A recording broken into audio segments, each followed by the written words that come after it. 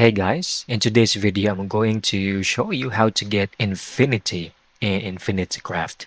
So, let's begin. First, you would like to get fire and water to get steam, and then another fire, and you get engine. Okay.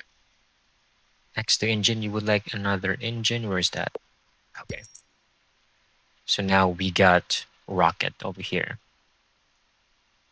Now, guess what we're going to do next? Same. We're gonna need rocket, get satellite, add water and water, combine lake with satellite. We got Google, then +1 Googleplex, fire, and boom, we got infinity. And there you go. I hope you found this video very helpful.